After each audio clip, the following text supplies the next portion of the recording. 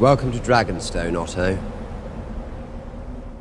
Sir Otto Hightower origin, devious hand of the king and main villain of House of the Dragon, explored. George R.R. Martin, for the most part, avoids writing characters that are entirely black or white. His most evil characters happen to be devout family men, and his moral compasses are characters that have some of the darkest thoughts that a human being can possibly conjure within their own minds. But in the 2 episodes of the House of the Dragon that we've seen so far, it is clear that Sir Otto Hightower lies firmly in the former category.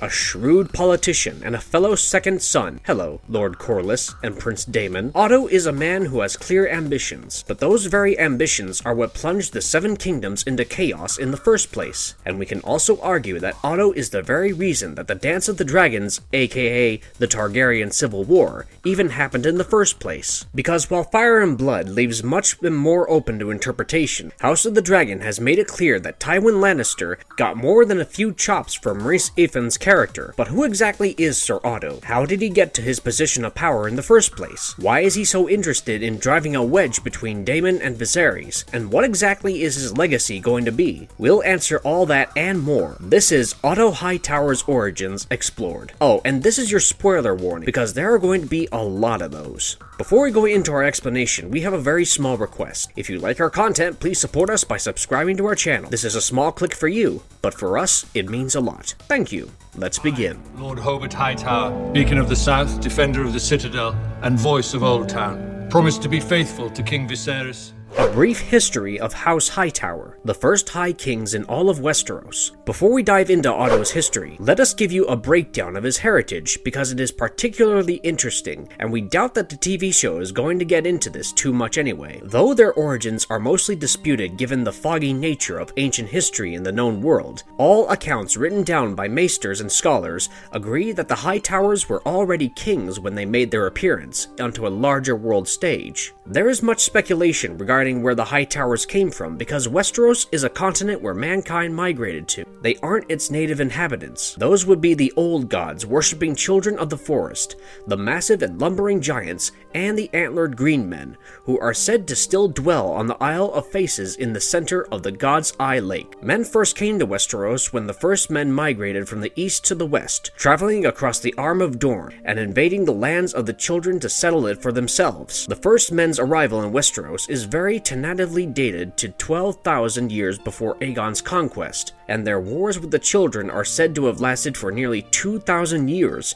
before the pact was signed and the first men and the children became allies. The event known as the Long Night took place some 8,000 years before the conquest. The Andals came a couple of millenniums after that, or more depending on the source, and the Rhoynar came a few centuries before the Doom of Valyria, which took place in 102 AC. So, by the time Aegon launched his conquest, there were 3 distinct groups of humanity operating on Westeros, with the children having retreated to the deep forests of the lands beyond the Wall. The Hightowers are believed to have been first men based on common logic mostly, but the actual historical records tell a very intriguing tale. Official documents and archaeological evidence proves that the men have been living at the mouth of the Honeywine River since the Dawn Age, and as we've mentioned already, the Hightowers are always referred to as kings since the histories began. They resided in an enigmatic black stone fortress with tunnel-like pathways on an island called Battle Isle, which stood at the point where the Honeywine River widened into the Whispering Sound Bay.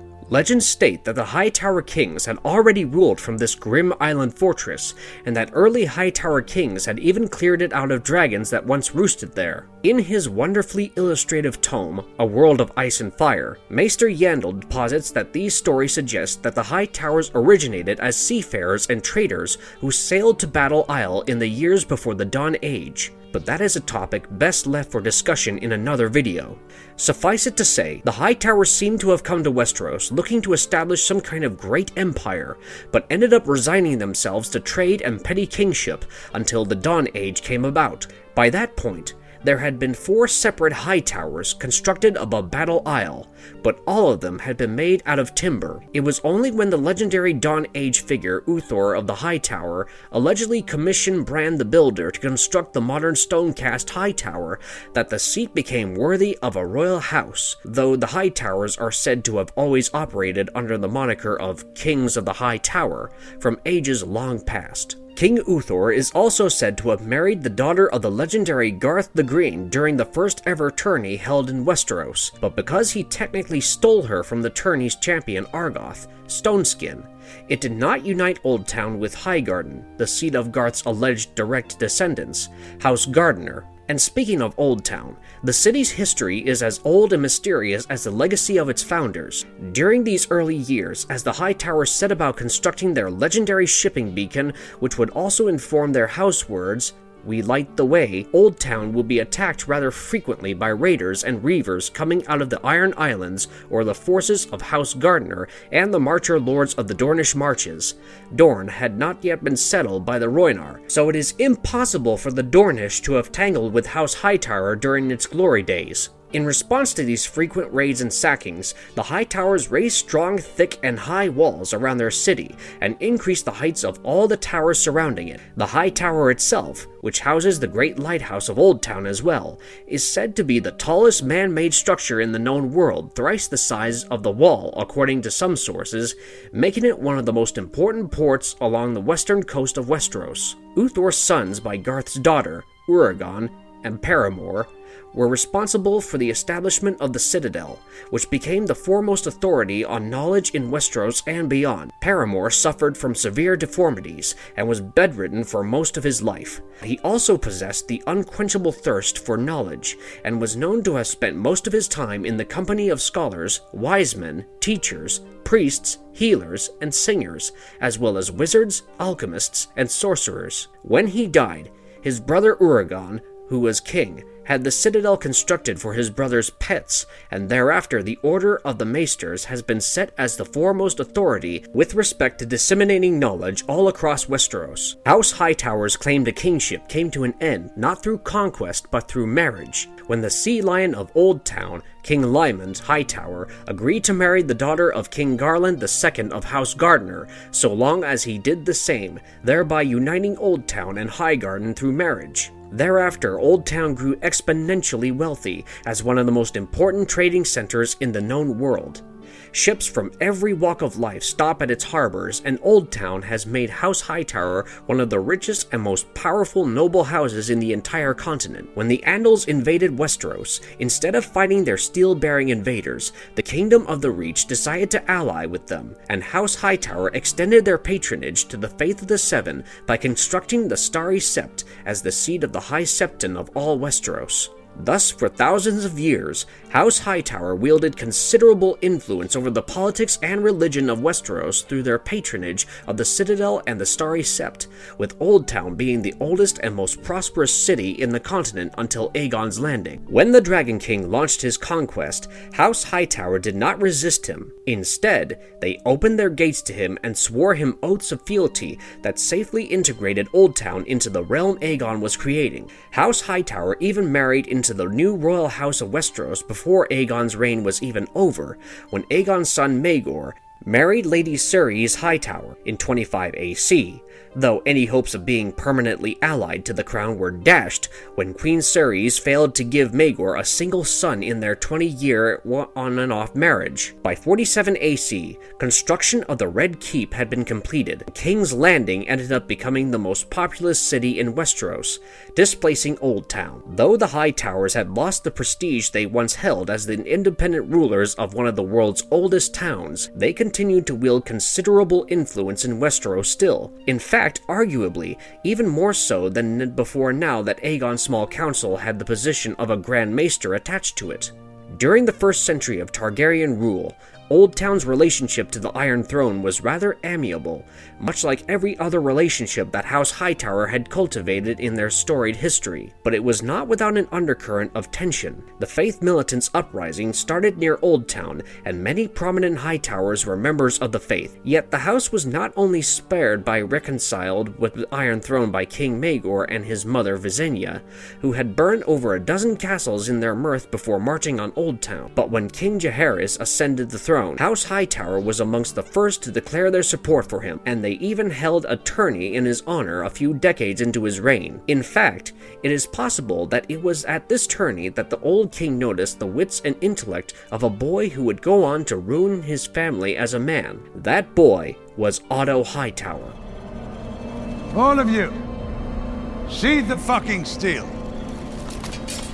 Sir Otto Hightower's origins, the learned and ambitious second son of House Hightower. In A Storm of Swords, after Davos Seaworth is appointed as Stannis Baratheon's Hand of the King, Maester Pylos reassures him of his worthiness for the post by bringing up Sir Otto Hightower's name in a list of hands that failed in their jobs despite being exceptional men in their own right. Pylos states that Otto was renowned for being a learned man, and yet his tenure ended in failure despite his knowledge, because he ended up stoking the flames of a civil war that killed all the dragons in the known world. So, Sir Otto is remembered as a warning by Pylos, which is perhaps the most appropriate assessment of the man himself. As you will find out in a bit, no proper information is given about when Otto Hightower was born, who his father and mother were, or even how many years he himself had counted before the birth of his own children. But given that Alicent Hightower is known to have been born in 88 AC, Otto himself must have been born sometime between 65 to 75 AC. As a young man, Otto was known to have been extremely devoted to learning, to the point he developed a haughty and domineering personality because of it. He must have also been very proficient at arms, or a great tourney knight, because he was knighted sometime before the birth of his daughter Alicent. We do not know who Otto's wife would have been, because she is never mentioned by Archmaester Gildane in Fire and Blood. But we do know that he was married and had several children with his lady wife before her tragic passing, which is also only implied in the books. The eldest of these children, that we know of, was his daughter Alicent, and her youngest brother is named Gawain Hightower, with anywhere between 2 to half a dozen brothers between them. We never get an official count. If you are starting to notice a pattern here, then you might be onto something, because remember that the Hightowers are the chief patrons of the Maesters, and it is possible that most of the information about Otto's past life was obscured by Gildane on purpose. But once again, that is a topic for an entirely separate video. Coming back to Sir Otto, it is quite possible that he had counted at least 15 name days before the year 89 AC came around, because that is an important year in our opinion. And before you crucify us, that is exactly what the following is going to be. Our opinion, because the historical frame within which Fire and Blood is written leaves a lot open to speculation, and so, speculate we shall. 89 AC is the year that King Jaehaerys visited Old Town for a tourney arranged in his honor by Lord Hightower. We are never told who this lord might have been, so we can assume that it was either Otto's father or his elder brother, because Otto was a second son, and thereby stood to inherit no lands or titles in the traditional way. It is possible that when Jaehaerys came to Old Town, he brought his own second son with him in the form of Prince Balon, and the two second sons struck up a kinship that saw Otto travel to King's Landing with his prince. 3 years after his tourney was held, Balon was named heir to the throne by Jaehaerys following his son Aemon's death, and 7 years after that, Balon was named Hand of the King. We say that Otto Hightower went to court with Balon and served as one of his companions and advisors, because we cannot think of any other discernible reason for King Jaehaerys to appoint him as his hand following Balon's death. Jaehaerys had the most unusual reign for a Targaryen king in that he ruled long and lived longer, and chose his advisors with the utmost care. His small council over the years was known to be filled by men who were the king's closest friends and trusted counselors, or the representatives of the great houses of Westeros, if not a family member. More often than not, vacancies on Jaehaerys' council would arise out of necessity, not choice, as his peaceful reign outlived many of his trusted advisors and forced him to name new people to the office who might not have been fit for it in the first place. The greatest example of this is Sir Ryam Redwyne, who was one of the greatest lord commanders of the Kingsguard, and also one of the worst first hands of the king. Though Sir Otto was known to be a learned man and had the methodical and cautious nature that befits a statesman, we can think of no other reason for him being named Hand than sheer proximity and opportunism. Whatever might be the case, after Prince Balon's death from a burst appendix in 101 AC, Jaehaerys appointed Otto as his hand and left the governance of Westeros in his hands, as by this point, the old king's wits had begun to fail him. As a result, Otto brought his entire immediate family to court, including his daughter Alicent and his son Gwaine, with the former even becoming King Jaehaerys' constant companion in his failing health. During this period, several salacious rumors were spread about Alicent's association with the old king, and the court fool Mushroom even alleged that Otto had placed her in such close proximity to the king, hoping that something would come out of it, though these tales are put down to being mere gossip with no merit. After the old king passed in his sleep while Alicent was reading to him, the Great Council of 101 AC chose Viserys Targaryen to succeed him, and Otto managed to hold on to his post as Hand when the crown transitioned from Jaehaerys' reign to Viserys. And this is when the real problems with his style of governance began emerging. That is what I'm doing. So, what is your advice, dear Otto? The Hand who rose above himself, Otto Hightower's actions as Hand of the King. In Westeros, as in medieval society, the eldest son receives all of a family's inheritance and titles, and any children born after him need to make do with what they have. By that metric, Otto Hightower has to be the most politically successful second son in Westeros, which is what makes his rivalry with Daemon Targaryen such an intrigue. The histories vary as to what the source of their animosity was. Mushroom would have you believe that Daemon deflowered Otto's daughter Alicent, while Otto himself will say it's because Daemon is Maegor the Cruel come again. But whatever it might have been, it cannot be denied that the rivalry was real. After ascending to the throne, King Viserys gave his brother multiple chances to help him with matters of governance. He made Daemon the Master of Coin, replacing Lord Lyman Beesbury for a year before he was reinstated because Otto insisted that Daemon was a spendthrift and would beggar the realm if he was allowed to continue in his position. Viserys then made Daemon his Master of Laws, a position that the previous writer of Caraxes had also held in his lifetime, though Daemon's time spent serving the realm was significantly shorter as Otto once again intervened and had him removed from the post.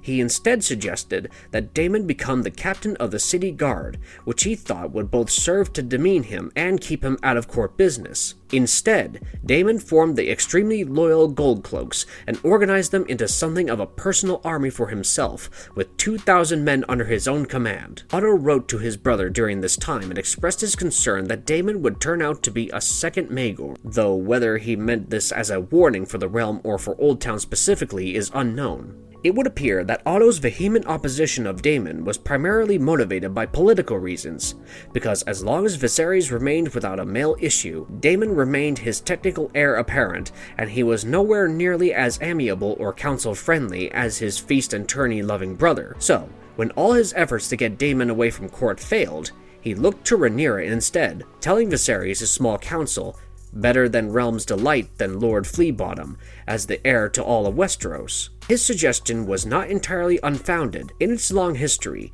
the Reach had seen at least one High Queen seated upon the Oaken seat, and the Dornish had a custom of inheritance that saw the eldest child, no matter their sex, inherit properties and titles. You might wear one of your mother's dresses. House Targaryen had similar customs in Old Valyria, and naming Rhaenyra heir would have upheld those customs and not been a problem if the Great Council of 101 AC had not specifically established male primogeniture as the only method of inheritance for the Iron Throne. At Otto Hightower's behest, Viserys named his daughter his heiress and the Princess of Dragonstone, and all the great lords of the realm swore oaths of fealty to their future queen. But the Hand must have known that oaths are only as good as the men who make them, and that once Viserys had produced male heirs, the succession would become a problem once again. Which is why when the king chose his daughter Alicent for his next wife, many courtiers and lords of the realm whispered that the Hand had risen above himself. Alicent's association with Jaehaerys was suspect as it is, but Viserys had rejected the hand of Laena Velaryon, the best possible match for him, and all other prospects to marry for love. Rumors abounded that Otto had put Alicent in such close proximity to the old king, intending this exact result, and did not care that it had been the grandson whom she married instead of the grandfather. Mushroom went so far as to say that Alicent seduced Viserys while he was still married to Queen Aemma. But as always, we can never put too much stock into the fool's words. What we can say is that by 109 AC, King Viserys came to see his hand for who he truly was, because after the birth of his children, Aegon, Helaena, and Aemond, through Alicent, he was hectored by Otto to change the line of succession once again in favor of his grandchildren. Knowing his well-learned nature, we are sure that Otto approached this topic with all the diplomatic jargon of this day. But in the end, the nature of the act itself cannot be denied. He was stripped of his chain of office in 109 AC for pushing King Viserys on the subject too far. The king is famously known to have remarked, "This hand will not hector me," when appointing his Master of Laws, Lord Lionel Strong, to Otto's vacant post. Having lost his standing with the king, former Hand returned to Oldtown, where he remained for a decade before resuming his duties as Hand once again in 120 AC. When Lord Lionel died due to a mysterious fire that was started at his home in Harrenhal. Over the course of the next 9 years, he stacked the small council with loyal men to his daughter's children. These included Sir Larys Strong, the son of Sir Lionel, and now a supporter of Alicent's party following his father and brother's fiery fates, who was named Master of Whisperers. Sir Tywin Lannister, the twin brother of Lord Jason Lannister, who was named Master of Ships, and Lord Jasper Wilde, renowned for his hard-line stance on matters of politics, who was named Master of Laws. The only person to remain from King Viserys' early reign on the council before his death were Lyman Beesbury, who had served House Targaryen faithfully for multiple decades, and Otto himself. This made it very convenient for the old man from Oldtown to demonize Daemon and his own chosen heir Rhaenyra further, especially after they married each other in 120 AC, during the last 9 years of King Viserys' reign. The only person blind to the fragile peace in his court and keep was the king himself. Sir Otto had stoked the flames of hatred so well that when Viserys died in 129 AC, it only took him a week to convert any of Rhaenyra's remaining supporters to Alicent's side. The infamous Green Council was convened a few minutes after Viserys' death, during which Otto, as the Hand, passed over Rhaenyra, who was Viserys' appointed heiress, and put forth his own grandson's name for the next ruler of Westeros. During that council, Otto argued that if Rhaenyra was allowed to take the throne, then her husband Daemon will become the true ruler of Westeros, and his own head will be the first to adorn the spike. After convincing every member of the Green Council save the loyal Lyman Beesbury, who was slain for his defiance by Lord Commander Criston Cole before the council adjourned, that Aegon was to be the rightful heir based on the ruling of the Great Council and King Jaehaerys' own decisions with relation to matters of succession, Otto had his grandson crowned at the Dragon Pit and prepared for war. However, for all his wits and knowledge, Otto Hightower lacked the conviction and the swiftness that was required of him during a time when his actions had made war inevitable. Are you mad? You've never survived this. Well, happily, neither would you. Though he was sure that the rule of male primogeniture would protect Aegon's claim, he hadn't foreseen just how adherent the lords of the realm would remain to their vows, having spent much of his time plotting against Daemon and Rhaenyra with his closest allies and becoming blind to the ways of the world outside of King's Landing. At the outbreak of the dance, Otto sent out ravens to all corners of Westeros, demanding that lords pledge fealty to his grandson Aegon, but was shocked to find out that even men from the Reach were declaring for Rhaenyra. Otto made his son Gwaine second in command of the Goldcloaks after installing captains loyal to Aegon instead of Daemon's lapdogs, but this decision would end up backfiring on him when push inevitably comes to shove. Realizing that he was running out of allies on all sides, Otto provided an unprecedented alliance to the Triarchy, known enemies of Prince Daemon, but his overtures would not be answered until too late, and even then they would not be enough to completely stall the actions of the Blacks. With less than a year of the beginning of the dance, Otto was removed from his post once again by his grandson, who would famously deride Otto's sloth-paced diplomacy, saying, "Thrones are won with swords, not quills. Spill blood, not ink." After Otto was removed from the post of Hand, things fell apart rather quickly for the Greens. Their military campaigns were an unmitigated disaster. King's Landing fell to the Blacks in less than a day, and Otto met the fate that he had predicted for himself, being beheaded by the supporters of Queen Rhaenyra as a traitor. Sir Otto Hightower served 3 kings in his lifetime, more than what most hands can claim to have done. But he failed all of them, collectively, by starting a war in the very realms he had sworn to defend and protect when he first took office. Though none of the actions that the second son of Oldtown took were explicitly mentioned as having been of a good or a bad nature, we can infer from the consequences of Otto's actions that Maester Pylos' assessment of his tenure as Hand was correct. He inherited a realm that was peaceful, prosperous, and otherwise well placated when he joined the small council. He left behind a realm that was nearly beggared and scorched multiple times over, thanks to all the dragons he managed to rile up. As an ambitious politician, Otto Hightower succeeded in fulfilling the goals he presumably set out for himself and his house. As a Hand, he was even worse than Ryan Redwine, in that his actions had far more devastating consequences than anything the warrior-minded Lord Commander could have dreamt up. And it appears that House of the Dragon is going to double down on this perception and make Otto the true source of all the issues that House Targaryen faces in the show. Shall we discuss the heirs tournament, Your Grace? I would be delighted.